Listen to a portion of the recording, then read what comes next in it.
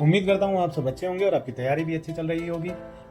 इस पार्ट 2 में हम इलेक्ट्रोस्टैटिक्स के पीवाईक्यू सोल्व कर रहे हैं जेईई 2025 के। तो क्वेश्चन नंबर 11 क्या कह रहा है? क्वेश्चन नंबर कह रहा है कि इनफाइनाइटली लॉन्ग वायर है, linear charge density 2 nano coulomb per metre है, net flux through a Gaussian cube of side length √3 centimetre. If the wire passes through any two corner of the cube that are maximally displaced from each other, तो कौन से की बात कर रहा है भाई? x की वैल्यू बताना है, वेयर x इज। तो देखिए कि मेरे पास मान लेते हैं कि एक क्यूब है ये, और इस क्यूब में से एक वायर पास कर रही है जिसकी लीनियर चार्ज डेंसिटी समझते हो क्या? चार्ज पर यूनिट लेंथ दिया हुआ है। तो इस क्यूब में अगर मैं बात करूं कि मैक्सिमली डिस्प्लेस्ड वाले कौन से पॉइंट्स होंगे बताओ। एक पॉइंट अगर मैं ये मानता हूं तो इससे मैक्सिमम डिस्प्लेसमेंट वाला क्या ये पॉइंट होगा? तो इन दोनों पॉइंट से पास करने वाली जो लाइन है वो क्या इस प्रकार होगी? डायगोनल। बिल्कुल सही। तो अगर मैं कहूं कि इस क्यूब की ये साइड √3 है, ये √3 है और ये √3 है, तो डायगोनल की जो लेंथ होगी वो कितनी होगी बताइए? डायगोनल की जो लेंथ होगी आप ऐसे निकाल सकते हैं कि √√3² plus √3² plus √3² that is √9, that is equal to 3 centimetre. 3 centimetre length हो गई। तो अब अगर मेरे को फ्लक्स पूछ रहा है, नेट फ्लक्स, तो नेट फ्लक्स किस प्रकार निकालते हैं? तो नेट फ्लक्स जो होता है वो क्या होता है? Charge enclosed by epsilon not. ये किसने बताया हमें? गॉस लॉ से हम सीखते हैं। गॉस लॉ पढ़ा होगा आप सभी ने। गॉस लॉ से हम क्या सीखते हैं कि net flux is equal to charge enclosed by Gaussian surface by epsilon naught. तो यहाँ पे नेट फ्लक्स क्या हो गया भाई? जल्दी बताओ। नेट फ्लक्स क्या हो जाएगा? Charge enclosed. अब इसके अंदर चार्ज कितना है? देखिए मुझे पता है कि चार्ज की ये जो लीनियर चार्ज डेंसिटी है यहाँ पे lambda is equal to 2 nano coulomb per metre. तो मतलब पर यूनिट लेंथ कितना चार्ज है? 2 नैनो कूलम। और टोटल लेंथ कितनी है? 3 सेंटीमीटर। तो टोटल चार्ज कितना हो जाएगा? 2 × 10⁹ इंटू लेंथ कितनी होगी? 3/100 मीटर्स में कर लेते हैं इसको कन्वर्ट। ये तो चार्ज एनक्लोज हुआ, डिवाइड कर देते हैं एप्सिलॉन नॉट में। यहाँ पे इन्होंने 1/एप्सिलॉन नॉट की वैल्यू दी है 4π × 9 × 10⁹ तो इसको रख देते हैं 1/एप्सिलॉन नॉट 4π × 9 × 10⁹। तो आप देखिए कितना हो गया ये? 10⁻⁹ से 9 कैंसिल हो जाएगा और ये कितना हो गया? इसको सोल्व करेंगे तो आप इसके पास ही आ जाएगी आपके पास 216/100 pi, that is 2.16 pi. 2.16 pi correct option क्या हो जाएगा हमारे पास? डी। तो ध्यान रखिए net flux is equal to charge enclosed by epsilon naught. अक्सर बच्चे इन सवालों में बड़े आसान से सवाल होते हैं बट गलती कर देते हैं। नेक्स्ट क्वेश्चन पे चलें क्या दोस्तों? तो नेक्स्ट क्वेश्चन पे जाते हैं। क्वेश्चन नंबर 12 क्या कह रहा है? क्वेश्चन नंबर 12 बहुत ही बेहतरीन सवाल है, बहुत ही आसान सवाल है देखते करने वाला, पर मैक्सिमम बच्चे इस सवाल को क्या करते हैं? गलत कर देते हैं। तो आइए इसमें छोटी सी ट्रिक क्या बताते हैं। ये हम जब इलेक्ट्रोस्टैटिक्स पढ़ते हैं तो इलेक्ट्रोस्टैटिक्स में एक टॉपिक आता है हमारे पास कंडक्टर्स। और कंडक्टर्स में हम क्या पढ़ते हैं कि जो भी चार्ज डिस्ट्रीब्यूशन होती है, मेरे पास मान लो कि ऐसे कोई रैंडम शेप का कंडक्टर है, तो इसमें जो चार्ज डिस्ट्रीब्यूशन होती है that is inversely proportional to radius of curvature. कहने का मतलब क्या है कि रेडियस ऑफ कर्वेचर जहां ज्यादा होगा वहां पे चार्ज डेंसिटी क्या होगी? कम होगी। अब मान लो कि मैं तुम्हें एग्जांपल के रूप में 2 सरफेसेस बना के दूंगा। एक सरफेस मान लो ये है और एक सरफेस यहाँ पे ये है। तो इनमें से रेडियस ऑफ कर्वेचर क्या हो गया? इसका बड़ा हो गया और इसका छोटा हो गया। तो जहां पे रेडियस ऑफ कर्वेचर बड़ा है वहां पे सिग्मा क्या होगा?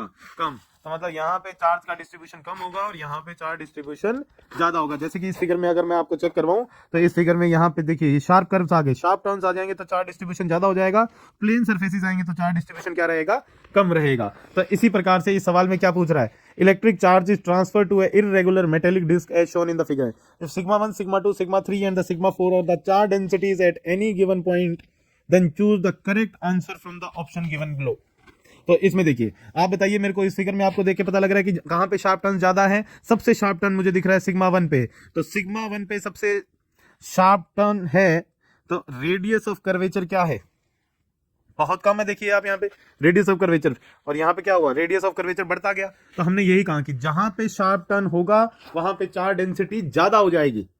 शार्प टर्न का मतलब क्या है? रेडियस ऑफ कर्वेचर छोटा। शार्प टर्न्स का मतलब क्या होता है? रेडियस ऑफ कर्वेचर छोटा है। कर्व एकदम से मुड़ चुका है, मतलब रेडियस बहुत छोटा है वहां पे। तो हम कह रहे हैं कि यहाँ पे अगर मैं सिग्मा की बात करूं तो σ1 सबसे ज्यादा होगा, उसके बाद σ3 होगा और उसके बाद σ4 एंड σ2 मुझे सेम रेडियस ऑफ कर्वेचर के दिखाई पड़ रहे हैं। तो मैं कह सकता हूं कि इस प्रकार से हमने ये रेडियस ऑफ कर्वेचर को देखते हुए कमेंट किया। तो कौन सा ऑप्शन सही रहेगा बेटा? σ1 is greater than σ3 and σ2 is equal to σ4। A option सही दिखाई दे रहा है मुझे। σ1 इज ग्रेटर देन σ2 बिल्कुल सही। σ3 इज ग्रेटर देन σ4 ये ऑप्शन भी सही है। σ1 is greater than σ3 is greater than sigma 2 equal to, ये भी ऑप्शन सही है। D option sigma 1 is less than, नहीं डी ऑप्शन गलत है और ई ऑप्शन भी गलत है। इसके करेक्ट ऑप्शन हो जाएंगे ए, बी एंड सी ओनली। समझ में आया। आगे से अगर आप चार्ज डिस्ट्रीब्यूशन कंडक्टर्स के ऊपर, ध्यान रखिए इसने सवाल में दिया है मेटेलिक डिस्क के बारे में, तो कंडक्टर के ऊपर चार्ज डिस्ट्रीब्यूशन इस प्रकार रहता है। चलिए नेक्स्ट क्वेश्चन पे चलते हैं हम। क्वेश्चन नंबर 13 क्या कह रहा है, सवाल नंबर 13, चलिए बताइए। क्वेश्चन नंबर 13 आप सोल्व करके देखिए क्या आप कर पा रहे हैं इसको। Two metal sphere of radius r and 2r have the same charge density sigma. If they are brought in contact and then separated, the surface charge density on the smaller and bigger sphere becomes sigma 1 and sigma 2 respectively. Then ratio of sigma 1 and sigma 2.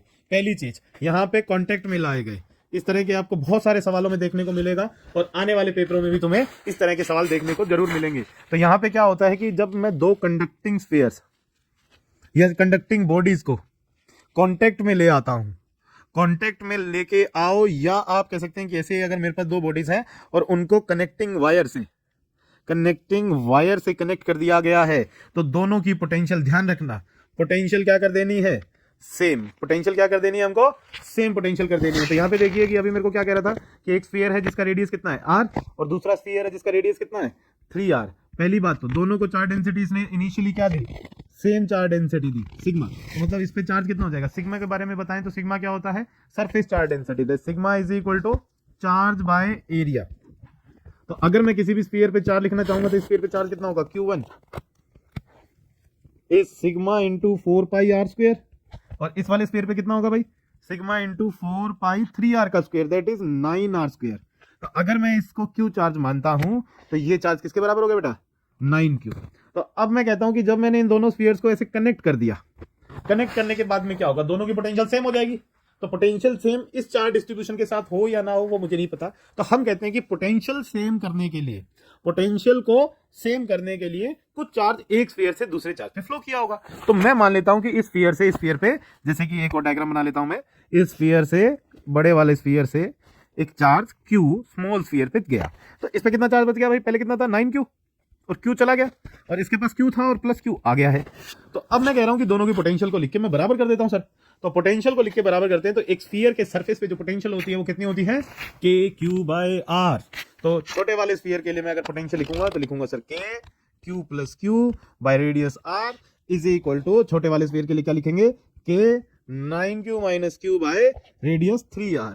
इसको solve किया जाए sir तो R से R cut जाएगा, K से K cut जाएगा, that is 3Q plus 3Q is equal to 9Q minus Q, that is 4Q is equal to 6Q and small q कितना आ जाएगा 3Q बाय 2। तो कहने का मतलब मैंने जो कंडीशन मानी थी कि छोटे वाले स्फीयर पे चार्ज कितना आ गया sir, Q plus 3Q bye 2, और बड़े वाले स्फीयर पे कितना चार्ज हो गया sir, 9Q minus 3Q bye 2। तो ये हो जाएगा सर कितना 5Q बाय 2, और ये हो जाएगा सोल्व करने पे 15Q bye 2।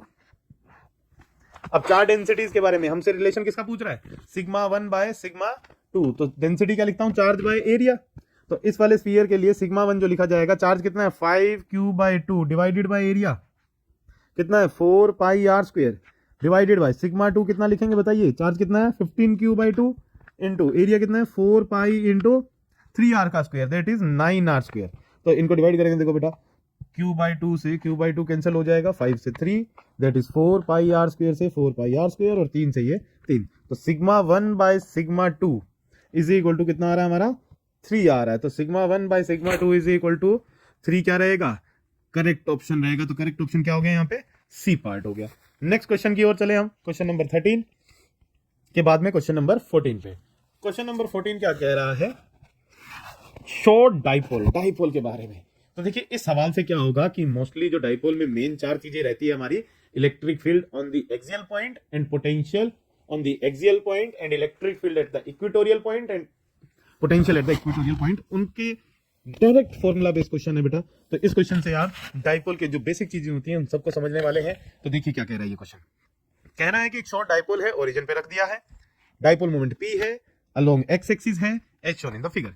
If the electric potential and electric field at A are V naught and E naught, A ये point है respectively, then correct combination of electric potential and electric field respectively at B on the y axis is given by, electric field और potential इस B point पे बताना है।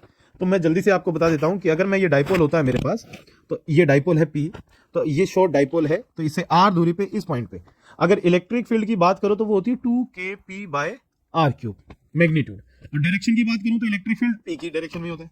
और यहां पे पोटेंशियल की बात करूं तो ये होता है kp/r²,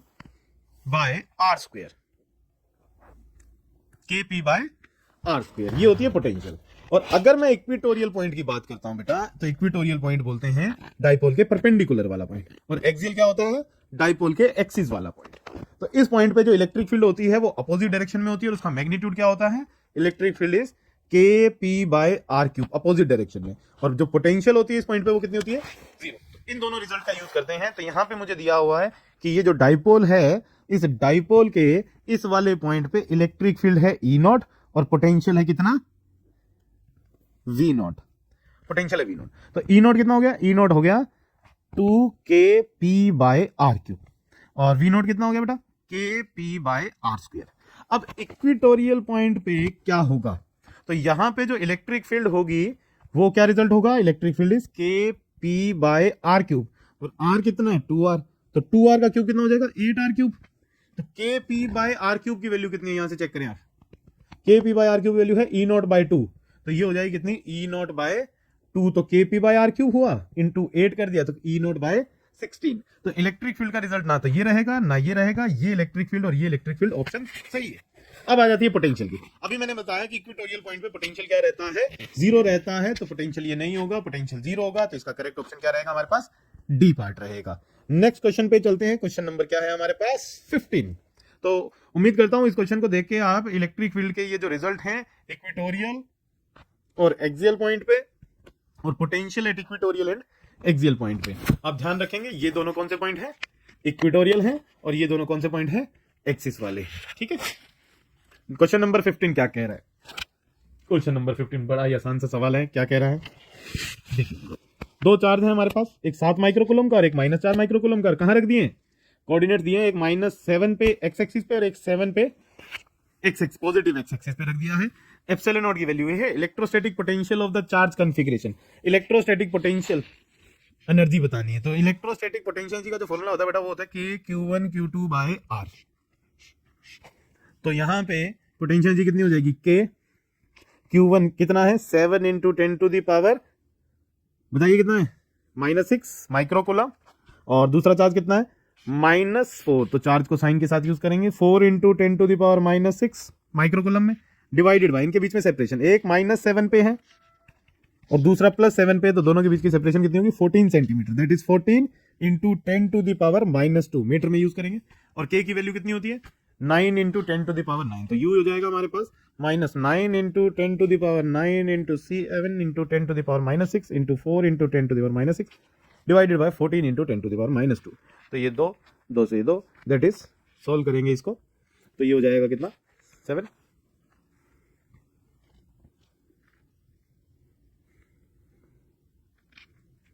तो ये हो गया -1.8 जूल। तो करेक्ट ऑप्शन क्या आएगा, सी पार्ट रहेगा हमारे पास। 15 क्वेश्चन, बेसिक सा सिंपल सा क्वेश्चन था, डायरेक्ट फॉर्मूला बेस्ड।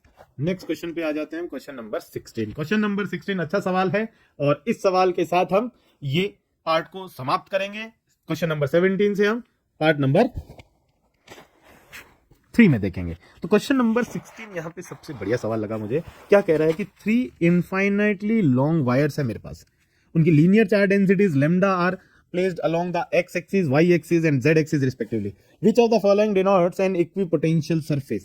इनमें से इक्विपोटेंशियल सरफेस मेरे को कौन सा एक्सप्रेशन बता रहा है। तो सबसे पहली बात तो आपको ये पता होना चाहिए कि इक्विपोटेंशियल सरफेस क्या है। तो ये नाम से ही पता लग रहा है कि इक्विपोटेंशियल मतलब सेम पोटेंशियल वाले पॉइंट से बना हुआ सरफेस। तो अब मैं कह रहा हूं कि अगर एक इनफाइनाइट वायर कहता बेटा मैं, तो एक इनफाइनाइट वायर की वजह से जो इक्विपोटेंशियल सरफेसेस होते हैं वो कैसे होते हैं, सिलिंड्रिकल सरफेसेस होते हैं। इस प्रकार से ये जो सिलिंड्रिकल सरफेस है इस पे पोटेंशियल क्या है, सेम है। बट इसने क्या कहा कि मेरे पास 3 इनफाइनाइट लॉन्ग वायर है जो एक्स एक्सिस, वाई एक्सिस और जेड एक्सिस तीनों एक्सिस पे रखी हुई। तो जैसे कि अगर मैं बात करूं, तुम ध्यान से देखो इसको, तो हम कहेंगे कि एक वायर इस प्रकार जेड एक्सिस पे रखी है सर, एक वायर इस प्रकार वाई एक्सिस पे रखी है सर, और एक वायर इस प्रकार एक्स एक्सिस पे रखी हुई है। तो यहाँ पे एक जो कोऑर्डिनेट है मेरे पास वो क्या है कि ऐसा पॉइंट है, आपको अगर मैं दिखाऊं थोड़ा सा तो ये आप क्यूबॉइड की शेप में थोड़ा सा इसको जनरलाइज तरीके से देख पाएंगे। तो मैं ऐसे क्यूबॉइड बनाता हूं यहाँ पे और इससे आपको इसकी थोड़ी तस्वीर क्लियर होगी कि कौन सा पॉइंट है। ये वाला पॉइंट है हमारा x, y, z। ऐसे कोई भी रैंडम पॉइंट ले लीजिए आप और मैं कहता हूं कि उस पॉइंट पे आप पोटेंशियल लिखिए। तो सबसे पहले आपको पता होना चाहिए कि इनफाइनाइट वायर की वजह से जो पोटेंशियल होता है वो होता कितना है। इनफाइनाइट वायर की वजह से जो पोटेंशियल होता है that is 2k lambda into ln r plus c। दिखाई दे रहा होगा आपको, फिर से रिपीट कर देता हूं मैं। जो पोटेंशियल होता है वो कितना होता है 2k lambda ln r plus constant c। ये पोटेंशियल होता है इनफाइनाइट वायर से r डिस्टेंस की दूरी पे। अब देखो कि इस वायर का अगर मैं बात करूं, ये एक्स एक्सिस वाली जो वायर है इससे कितना सेपरेशन है, ये कितना पॉइंट हो गया z और ये कितनी हाइट हो गई y। तो ये जो सेपरेशन हुई इससे परपेंडिकुलर वाली, ये कितनी हुई, ये सेपरेशन हुई under root of y square plus z square. इसी प्रकार अगर मैं आपसे पूछूं कि ये z एक्सिस से ये वाले पॉइंट की कितनी सेपरेशन हुई, तो ये डिस्टेंस हुआ सर x और ये हाइट हो गई y। तो ये वाला जो सेपरेशन हुआ ये कितना हुआ under root of x square plus y square. इसी प्रकार अगर मैं वाई एक्सिस से पूछूं तो ये वाला सेपरेशन हुआ, ये कितना हुआ x और ये वाला डिस्टेंस कितना हुआ z। तो ये कितना हो जाएगा separation perpendicular distance from the y axis under root of x square plus z square. अगर मैं इस पॉइंट पे तीनों वायर की वजह से पोटेंशियल लिखूं तो क्या लिखा जाएगा, potential at point x, y, z is 2k lambda ln। पहले x एक्सिस के लिए दिखता हूं तो कितना हो गया distance under root of y square plus z square plus 2k lambda constant बाहर ले लिया हमने, कॉमन ले लिया सभी टर्म्स के लिए। इस वाले से कितना डिस्टेंस है ln under root of x square plus y square. और इसी प्रकार मैं y एक्सिस के लिखूं तो क्या लिखूंगा ln under root of x square plus z square plus कोई कांस्टेंट c। तो यहां पे बेटा ध्यान से देखिए आप, क्या है potential is equal to 2k lambda. Log की प्रॉपर्टी क्या होती है under root of y square plus z square x square plus y square x square plus z square plus constant c. अब हमें क्या बोला कि इक्विपोटेंशियल सरफेसेस हैं। इक्विपोटेंशियल सरफेस का मतलब क्या है कि ये पोटेंशियल क्या हो जाएगी कांस्टेंट। ये पोटेंशियल कांस्टेंट कब होगी, देखो 2 कांस्टेंट है, k कांस्टेंट है, लैम्डा कांस्टेंट है, c कांस्टेंट है। ये तभी कांस्टेंट होगी जब इसके अंदर की टर्म्स क्या रहेंगी कांस्टेंट। और इसके अंदर की टर्म्स क्या है y square plus z square x square plus y square into x square plus z square. ये टर्म क्या हो जानी चाहिए कांस्टेंट। तो इन सरफेसेस पे मेरा क्या रहेगा पोटेंशियल सेम रहेगा। तो यहां से करेक्ट ऑप्शन मुझे क्या दिखाई दे रहा है, सी वाला पार्ट हमारा करेक्ट ऑप्शन रहेगा। तो ये इक्विपोटेंशियल का एक अच्छा सवाल था।